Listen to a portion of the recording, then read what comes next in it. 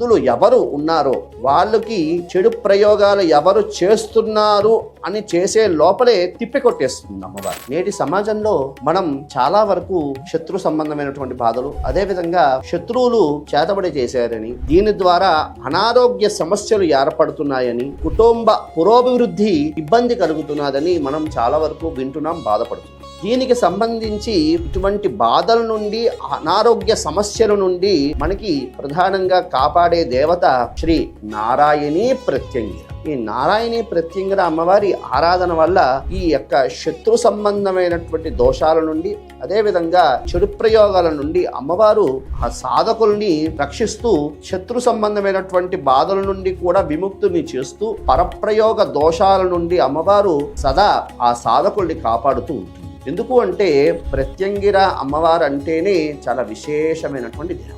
ఎందుకు ఆవిడకి వైశిష్ట్యం కలిగింది అంటే, ఈవిడ్ని అంగిరస మహాముని ఆరాధన చేశాడు. ఆయన అమ్మవారిని దర్శించుకున్నాడు. ప్రత్యంగిరకి పురుష రూపమే నారసింహము అంట. ప్రధానంగా తన సాధకులు అంటే తన భక్తులు ఎవరు ఉన్నారో వాళ్ళకి చెడు ప్రయోగాలు ఎవరు చేస్తున్నారు అని చేసే లోపలే తిప్పికొట్టేస్తుంది అమ్మవారు. అటువంటి విశేషమైనటువంటి దేవత ఈ ప్రత్యంగిర అమ్మవారు. భక్తుల్ని అనుక్షణం కాపాడుతూ, తల్లి ఒక పిల్లవాడిని ఏ విధంగా కాపాడుతూ ఉంటుందో ఆ విధంగా కాపాడుతున్నటువంటి దేవత ఈ నారాయణీ ప్రత్యంగిర. అటువంటి విశేషమైనటువంటి దేవతకి సంబంధించినటువంటి హోమం మంగళవారం అమ్మవారికి చాలా ఇష్టమైనటువంటి వారం, అదే విధంగా అమావాస్య తిథి అమ్మవారికి చాలా ఇష్టమైనటువంటి తిథి కాబట్టి దాన్ని పురస్కరించుకుని విశేషంగా నారాయణీ ప్రత్యంగిర హోమం అష్టద్రవ్యాలతో చాలా విశేషంగా నిర్వహించడం పడుతున్నది. కాబట్టి భక్తులందరూ కూడా హోమంలో పాల్గొని వారి వారి దోషాల నుండి, వారికి సంబంధించినటువంటి